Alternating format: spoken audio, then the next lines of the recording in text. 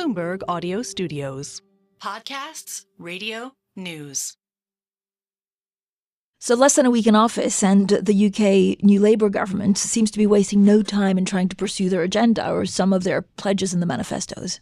It starts to get real now. I think everyone felt, of course, that the Labour manifesto was perhaps deliberately a little vague on detail and, not trying to overpromise and underdeliver, and they're trying to do the reverse of that now. So we're starting to see some measures rolling out. And the question is any of it going to work? That's what I think the city is asking, and that's what businesses are asking. Yeah, it was very striking, wasn't it? Because they did that Saturday press conference and Saturday cabinet, and they have done a huge amount in those, as you say, is it now? Are we coming on for 1 week in? And he's headed off to America. But I do think it's been an assured first few days. You could see towards the end of the campaign that Starmer was doing less and less. And very right. I was saying to someone, it's a bit like having a baby, because you've got your third trimester, you're exhausted, and then it gets even harder when you have the baby. And I think there is something you've got. The campaign is exhausting, and then they're expected to govern on day one. I like that. You know that feeling when you get the new baby home, and then you're like, what do I do with it? What do I do with it? Dave on pregnancy. Yeah, that third trimester. Woo, that was a tough one, Dave? Welcome to the City of London. The City of London. The next station is Bank. Please mind the gap between the train and the platform. The financial heart of the country. The city. The city. Welcome to In the City. Stand clear of the doors, please. In the US, at least, you get a couple of months, right, to kind of prepare for it. But I feel there's a real sense of urgency. It's these growth-oriented policies. They seem to want to implement them soon. They seem to want them to implement them as a package instead of piecemeal. Mm-hmm. And so we had a pretty important speech from Rachel Reeves where she was also talking about, this existing growth engine and this national wealth fund, which is not to be underestimated. Well, they're also making hay, so they don't have an opposition really, because the Conservative Party has just got in place the committee that will then decide how to choose a new leader. So they are absolutely at the very, very, very beginning of what looks like it might be quite a long process to find a new leader. So that allows the new government lots of opportunity to say what it wants, almost unopposed, not completely, but almost. I mean, obviously there are other significant political figures in the Commons now, including Nigel Farage. So it's not free hit after free hit, but it is almost that clear. And secondly, the energy is really powerfully assured and competent, then that they can surf off that for a while. But have we had a huge rabbit out the hat? With the last Labour landslide, 97, Tony Blair, Gordon Brown, of course, we had that big move on the Bank of England independence, which took everybody by surprise. I don't think we've had it's a good point, Dave. I don't think we've had anything equivalent. I think some of the appointments have been eye-catching and thoughtful. So James Timpson, who's worked with getting rehabilitation of prisoners, he's gone into justice. So I think there have been a number of those sorts, but they're not, you're right, I don't think they're kind of huge cut-through moments that we'll be talking about in 20 years' time. But I think actually markets are really taking this in their stride, and there are a couple of commentators, including Mohamed Ilarian, saying, look, what we heard from the new Chancellor of the Exchequer is she's offering what is needed for an economy that for too long lagged behind the Group of Seven. So there is a little bit of excitement. And I was once told by a chief executive that once you come into power, he was talking about, a corporate job, but you do have 2-3 months of doing like a wow something, or that sense of urgency, because investment will follow. So in this episode, we look at what Labour needs to deliver in the first 100 days, I guess the honeymoon period, and what their biggest challenges are. Welcome to In the City, a podcast from Bloomberg about the stories important to the City of London. I'm Francine Lacqua. I'm Allegra Stratton. And I'm David Merritt. With us in the studio, UK government reporter Joe Mays. Joe, you haven't slept in 3 months? First you covered the campaign, now you're covering what Labour policies are being put in place. Have they hit the ground running? I think they have. I think the energy that you've just been talking about is certainly there at this point in time. The focus has been on economic growth. Keir Starmer and Rachel Reeves talk about it constantly. And I think the big moment was when we had Rachel Reeves give that first big speech at the Treasury. We were in the Churchill room, which is where Gordon Brown announced Bank of England independence. There was an atmosphere in the room of, are we about to get something similar?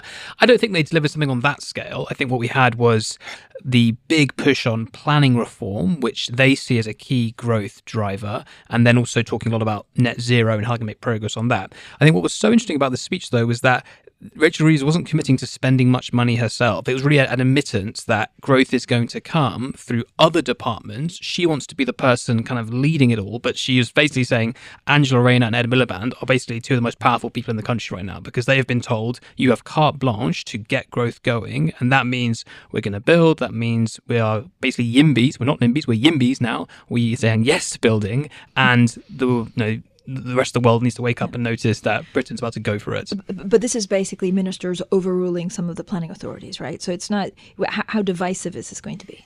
Yeah, I mean, it's effectively, they're bringing back mandatory house building targets across councils across the country, and that's going to be massive. And Rachel Reeves said if a council rejects a building development in their area, she said that's fine, but the mandatory house building target will still be there, so you have to find somewhere else to build. So this is a real change in message that Labour's now bringing, and I think that's going to immediately affect business. It's going to affect investment, and I think suddenly the investment picture around the UK does look different, and I think that's what the Reeves of this world hope will bring money in.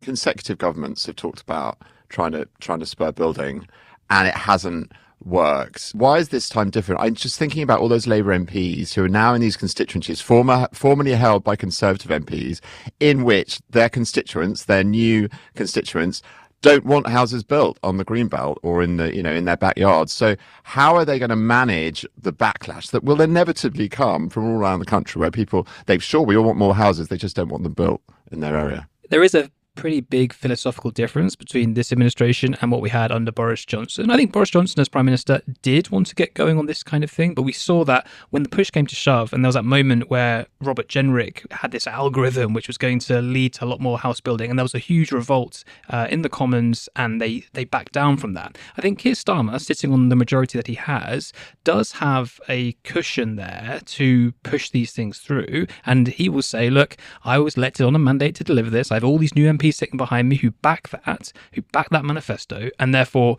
I think we are going to see the centre of British politics, the powerful political centre, getting its way in the next few years, because it has the numbers in the Commons. So I think that's what's happened here. And yes, there will be a backlash. You're completely right, but I think that Labour's going to say, tough. These houses need to be built, this infrastructure needs to be built, and we're just going to do it. At some point, there'll be local elections. So there will be a message electorally in response to this build, build, build mentality in people's constituencies, what it actually feels like in reality. And we'll see, in this room, we'll see whether it's actually the electorate shrug. Okay, you're being firm with us. We pushed back, but now we accept this is your agenda. Or if they don't, and that Labour feel it at the ballot box, one. Two, I read somewhere off the record Labour sources, government sources saying, we know all of this, right? But we're going to move really quickly, because you saw it with the last Conservative government, where they had this huge influx of new MPs that weren't expecting to be in Parliament and didn't know the ropes. So essentially, if the centre, as you say, Joe, moves really quickly before those people's feet have touched the floor, before they get organised, before they figure out who their mates are, before they form a kind of caucus of, opposition to some of these policies, move really quickly, and then the centre has got in more quickly. And it is sort of forcing this agenda. And then the other thing this source said was, and if we lose some MPs at the next election because of this, it's a sort of price worth paying. And you saw that a bit with the last Conservative government when I was inside Number 10 a couple of years in, which was this sense that this coalition is probably too big. It is difficult to coherently have an offer for both sides of it, the red wall, the blue wall, which surprised me. I thought you'd win a mandate like that and you would immediately set about keeping it. COVID obviously distracted them from, or rather made that more complicated, because they were, the bandwidth was taken up. But essentially, sometimes these coalitions are, people have called it a mile wide, an inch deep. Sometimes they are too big. And so you actually, amongst the political strategists, get a sense that, actually some of this is froth and it will go. It is early days, and you're right to point out it's early days. But when you speak to market participants, they're like, they have a government for 5 they like years. Each other. This is like they have a majority to do what they want. So that could also, I guess, catalyze some investments from abroad.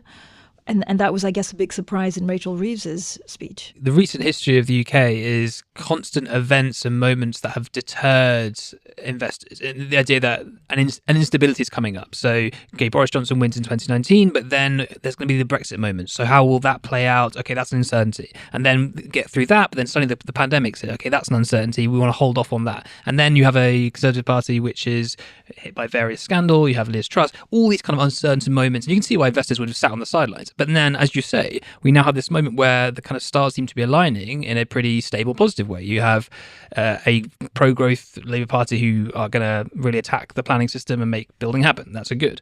We don't have any immediate horizon events that would suggest a big economic change, like leaving the EU or something like that. That's good. Plus, you look around the rest of the world, as you mentioned, suddenly the relative risk perception of the UK looks better. All those stars seem to be aligning in a way that Rachel Reeves hopes will bring the investment in. She was obviously super careful in the campaign not to upset anyone or make anyone worried they're going to hike taxes, not to take the bait from the Conservatives saying, look, Labour are going to have to put your taxes up. We will find out, presumably, in her first budget, whenever that comes. But she's done a little bit of pitch rolling, hasn't she? Saying, look, I've had a look at the books and they are awful. There's no money, that kind of thing that incoming governments always say. But is she preparing the public and investors for perhaps backtracking on some of that kind of fiscally neutral stance? And she said, look, I'm not going to spend more than I can pull in, and I'm not going to upset the markets as a result. Yeah, I think there's a bit of that going on. She said that they're going to have a public spending inheritance review, essentially, which she will publish before the end of this month, where she will then talk about, okay, here is the inheritance. She's going to announce a budget date, and that will set the scene for what she will say is perhaps some necessary moves around tax. She won't say it this month, but I think she will do further pitch rolling to suggest that might be necessary. I mean, Bloomberg economics analysis is that she'll face a £20 billion fiscal hole in the budget, which she will need to fill. And the danger is that the OBR will turn around to her and say, look, growth projections are not as good as we thought previously. Yes, you have all these nice ideas around growth, but they're not going to change growth in the immediate term. So you have to deal with the situation now. And therefore, let's see some, tax and spend moves to fix the public's finances. Where are the places where she dodged the question then? So what are her options? Is it corporation tax? Is it, they've said no to VT. Is it the capital gains and carried interest for private equity? Some of the stuff that the city's really not going to like. The carried interest is in the manifesto something that they are going to do. I think we need to be looking at what Labour said they had no plans to do at the time of the election. Those are the ones which they can now turn around and say, we didn't have plans then, but we do have plans now. And so, we are talking about, yes, perhaps around capital gains. There could be some kind of salami slicing of little taxes here and there to add up to what they hope would be a biggish number. But you're right, the big levers are, in their words, off the table: VAT, income tax, national insurance. So, they're going to have to find bits and bobs in many places, I think. Can we talk about the National Wealth Fund, which they announced yesterday? I think it's a good thing. I think that a lot of the industries and sectors are the same thing, but the technologies that they're looking at investing in do need this kind of help. I wonder how it's going to work in practice, though. I know we've heard some plumbing. I think people inside the system think it's good that Rachel Reeves has decided to work with what she has. So she's going to funnel the money through to the UK investment banks, or a UK investment bank. So a lot of very positive noises about it. And I think it's an idea whose time has come. But how will it really work for our listeners in the city?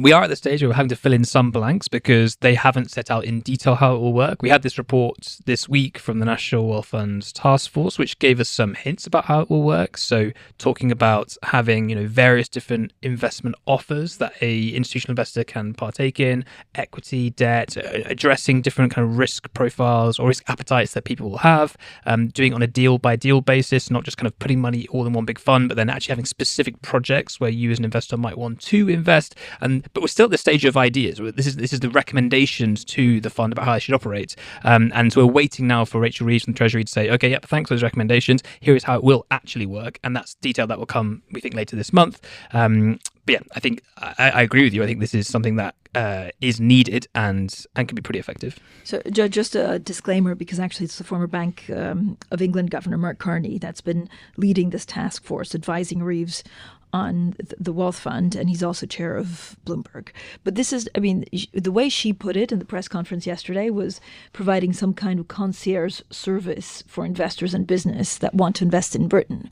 So is it more like what the US have, that you know who to call if you want to understand the investment landscape. So is it more like that than actually taking UK money and investing in themselves? Like, it's not the Norway style or Saudi style of sovereign wealth fund. I think it's exactly that. I think it's, who to call if you want to invest in kind of UK assets and the net zero transition. Come to us. We'll have various projects that you can choose from, and we will co-invest with you to reduce risk, which will hopefully be helpful to you and hopefully unlock, deals and projects that wouldn't otherwise happen without this kind of guarantees from the state. And we think there'll be an investment summit within the first 100 days. So that'll be part of that effort as well. Which stately home will they choose for that? Love an investment summit. Fran, you're always the superstar interviewer, aren't you? Exactly. This is an idea. The concierge service was an idea that Richard Harrington did a review for the Conservatives, and he was a guest on In the City, and we talked about it probably 6 months ago. Yeah, because a lot of the times, like, you can have the best of ideas, but if you don't know, you can want to invest £100 billion in this economy, but if you don't know the formalities, and if there's too much red tape and it's too complicated, it kind of gets lost. I'm reminded a bit with this, all this talk about the need to unlock private capital and investment to Gordon Brown's what was it called? Private Finance Initiative, PFI. That didn't really end very well, did it? And in the end, there are lots of scandals that erupted from that. I mean, if it was that easy just to get companies to invest and to partner with the government, I mean, there are lots of reasons why companies don't really want to partner with the government on investment. How are they going to persuade corporations that this time it's different? My observation, but Joe will know more about this than I do, the Green Finance Institute, which has been involved in creating the structure, have been trying for years and years. They have practical understanding of getting private finance to flow into some of these strategic industries. So they're very clear-eyed about what bankers and investors need to hear to actually press go or play or the red button to transfer money from them to the sector. So I think it does have really good people involved in the plumbing of it. And I suspect Joe is about to say, we'll find out in a month. It does come down to the details of these projects. But I think one difference this time is that PFI was used a lot for things like hospitals, prisons, schools, the construction of public assets, which wouldn't themselves kind of throw off cash to then repay investors, but more the state would have a contract and you as the private provider would build and run that asset and then get paid by the state. I think it's slightly different this time in that we're talking about kind of potential growth industries of the future, creating assets that will generate revenue themselves. But you as a private investor at the moment might not want to invest because there's too many risks involved, but being there in partnership with the state might tip the balance for you and make you want to invest. I think that's one quite important difference. You also probably have, we have, I imagine, more experience now in these kind of public-private partnerships. So you have people, countries like Singapore, you have multilateral institutions, you also have private equity that's doing this public-private, like half and half. With the World Bank, I think Blackstone has something, BlackRock. But, the government actually believes that these partnerships could triple the initial £7.3 billion investment. So it's, I guess, a cheap way of kickstarting that growth to achieve some of those ambitious targets. I think that's the idea. I think that in the report, the Mark Carney report we saw this week, he did say that some of the returns from these projects could be asymmetric. In other words, the private element would get kind of paid better. And that can be some of the controversy around this. Sometimes people worry that, okay, public money's gone in, but really the rewards are being reaped by the private sector. But I think Rachel Reeves might say, if that's a price worth paying, that might be a price worth paying. If just setting these deals up in that way means we get the growth, means we get the investment, which we wouldn't otherwise have, kind of fine. If there's no better alternative. Joe, what about closer ties to Europe? Yeah, That's a tough one. It is a tough one, but I think the mood music during the campaign, and we've no reason to believe this will change, is that Labour does want a closer relationship with the EU. Rachel Reeves has talked about a veterinary agreement on chemicals, perhaps just easing some of the frictions that do affect trade, but those will perhaps require some trade-offs. When we had our business debate here at Bloomberg, Johnny Reynolds was asked about, would you do a veterinary deal? Then Kemi Badenoch says, well, that might require oversight by the ECJ. And suddenly we're in this Brexit argument again. I was like, I thought we'd forgotten about all that. But no, here we are again.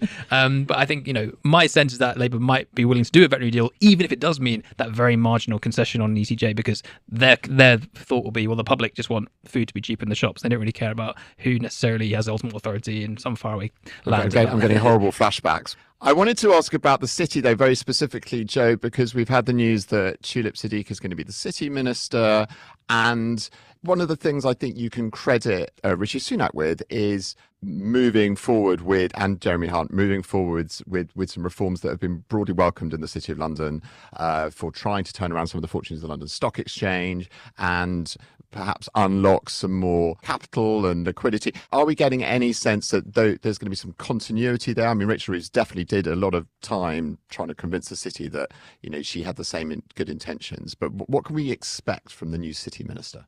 Yeah, my expectation is continuity because it's all part of that growth agenda, and they'll want the city to be on side. As you say, they've been doing all this work in the recent years to build that relationship. Tulip Sadiq, Rachel Reeves directly herself. I think Rachel Reeves was asked, "Will you carry on with the British ISA?" That product which was talked about by Bim Afalami, Jeremy Hunt, exclusive Fran Lacqua. Indeed, I remember. And she was not super committal at that time, but I wouldn't interpret that as them saying no, they're not going to do that. I think they're just still getting their feet under the table and working out. They'll have to do all these things, won't exactly. they? Yeah, and then. Also relationship with the FCA, and will they keep pushing that growth kind of secondary objective that the FCA has? That's one to watch. We're still waiting to hear more on their specific city plans, but my expectation is, like you say, continuity. It definitely has to be an autumn budget, right? It can't be like a late summer budget. Are we working in August? No. I think that you have been saved from working through August. I think they would have liked to have done that. Because they want to do stuff quickly to create, as we were talking about earlier, to create this sense of we've got this, we've got a plan and we're executing it. But they were stopped from working through August. It's a better look, though, isn't it? Rather than all going off to the south of France, basically. They're up for it. I mean, what was very compelling, one of the things Keir Starmer's biographer says he feels is, he got less done in the last however long he's been in Parliament than he did in previous years of his career, that he felt being a backbench, well, not a backbench, but an opposition MP was, it was a period where he didn't get very much done. And so he's just, making up for lost time. Just not Friday nights, right? Post 6 o'clock. When does the honeymoon end, do you think? What should we be looking for? Is it the budget? Is there some data or some things coming out? Like, what is the... Well, the budget's not a bad shout, because if they suddenly have to come out and say, oh, by the way, this tax X is going up, that could immediately, puncture a lot of the good feeling, and then suddenly, it could be a bit difficult. But, I think honeymoons don't always last very long. We'll see. 2 weeks. Joe, thank you so much. Thank you for having me. Thanks for listening to this week's In the City from Bloomberg. This episode was hosted by me, Francine Lacqua, David Merritt, and Allegra Stratton. It was produced by Summer Sadi. Production support and sound design by Moses Andam. Brendan Francis Newman is our executive producer. Sage Bauman is head of podcasts. Special thanks to Joe Mays. Please subscribe, rate, and review wherever you listen to podcasts.